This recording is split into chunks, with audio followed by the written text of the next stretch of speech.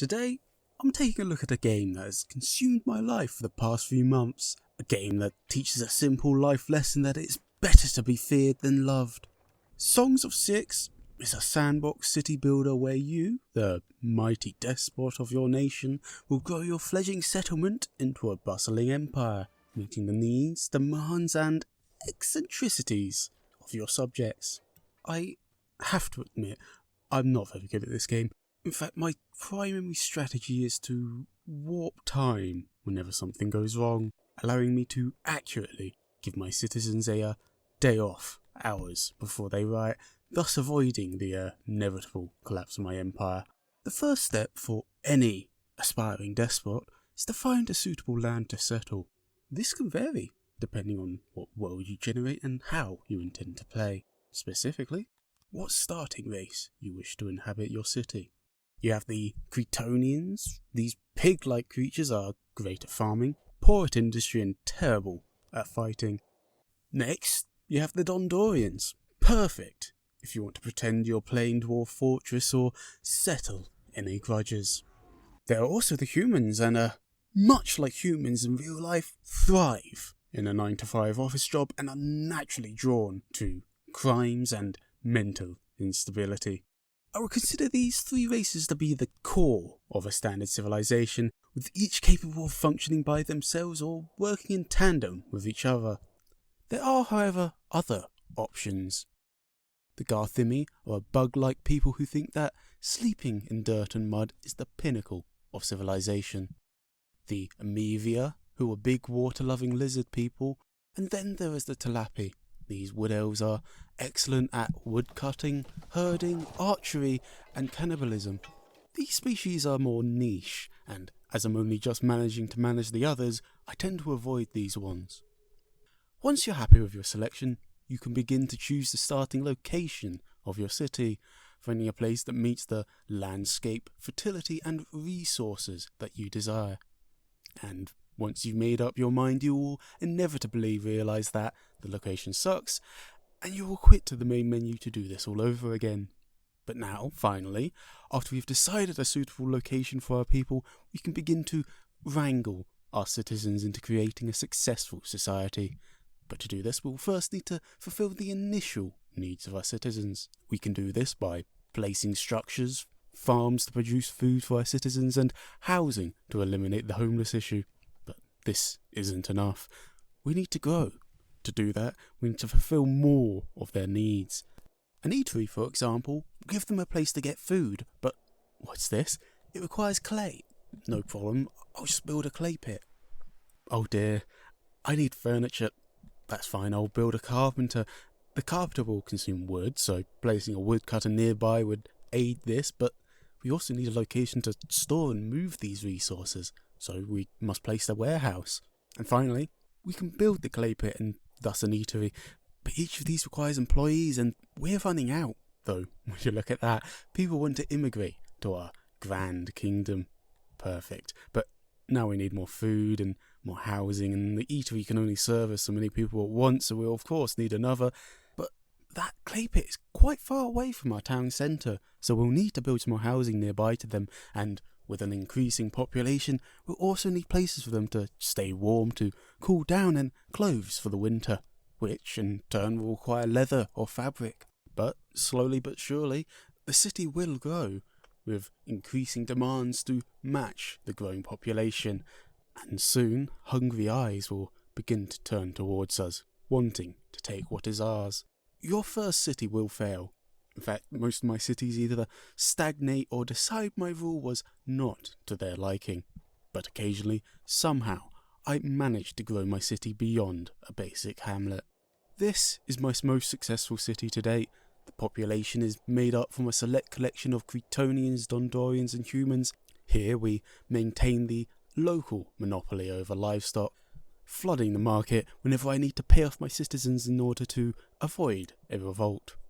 Which is a reality I often have to face, forcing me to import goods in a vague attempt to appease the masses. My hope is if I raise my citizens' blood alcohol level to near lethal limits by importing copious amounts of beer, they might just like me a little bit more. To do this, we need to negotiate with neighbouring kingdoms. Here we can obtain trade deals to allow the importing and exporting of goods, negotiate military alliances, and if all else fails, we can take what we need from them. However, despite my efforts to bribe my citizens, the truth is there is only one solution to maintain control. A hunger that every citizen, to the humble farmer to the glamorous noble, feels. For if they do not witness the required spectacle of a beheading or hanging, my citizens will rise up and spill the blood themselves. And the gladiator pits are not enough for my people. They need to watch someone be helplessly executed. This puts me in a difficult situation. In order to satisfy their bloodthirst, I need a constant supply of prisoners, and my people are not committing enough crimes. I could try prosecuting my citizens, but that would make them hate me even more, so if I can't supply my own cattle, then I must obtain them myself, and the easiest way to do that is by force. Occasionally, your settlement might be targeted by rogue armies and bandits. These vagabonds will demand money and a percentage of your goods, and if you refuse, they'll try and take it themselves. These outlaws will fulfill my needs perfectly. But before I can imprison them, I need an army capable of defeating them. To do this, I will train my people and make arms and armour to equip them, and then I wait for my prey to approach. Battles in Songs of Six can be manually fought. Here you command your army in a vague attempt to defeat your opponent. My strategy involves hoping that the sight of hundreds of unwashed peasants sprinting headfirst at the enemy is enough to make them immediately run away. So far it's worked about half the time, but that's good enough for me. Now that we have defeated the local homeless horde, we can decide what to do with them. We can take what goods they brought with them and decide the fate of those defeated, but we already know their fate. With our prisons stocked and our citizens satiated, I can hopefully turn my attention to other things, at least for a while. But the threat remains. I must acquire more prisoners if I am to remain in power, and waiting around for more hapless bandits to show up just won't do.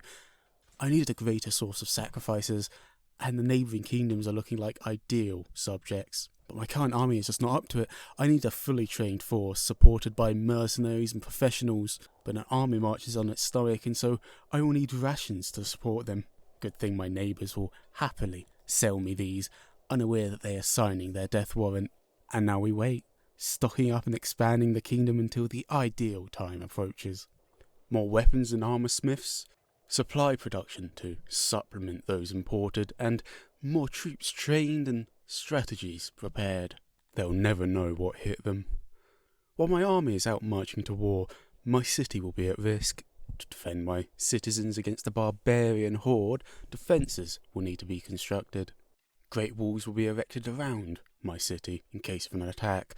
Catapults will be constructed to support the defending troops, and my city will be untouchable, assuming no one with an ounce of military strategy shows up. Now that we are prepared for war, we can send out our armies so that they can keep the peace in the surrounding area, and the local kingdom looks like they could use our protection. The first step is to crush their army, removing them as a threat, and as I have perfected the strategy of hoping that the fact that my army is actually equipped with armour and weapons not made out of stone, I believe I'll be able to defeat them with ease. And, with them defeated, we can begin to march on their city, as there is now nothing to stand in my way. Now that I control the region, I can enact policies to benefit me and grow my civilization further, and in time, I will begin to look for new lands to conquer, assuming I'm not forcibly removed from my position, as at all times I am on a nice edge, and paranoia is my closest friend. Songs of Six is a great game, and I've barely begun to scratch the surface. If you enjoy colony sims or city builders, you should definitely pick this game up. The devs often update with large amounts of content, and it doesn't seem to be stopping anytime soon. Not to mention that the game has a demo for you to try, so why not? What's the worst that could happen? And if you enjoy this video, maybe stick around and we'll see what else I upload.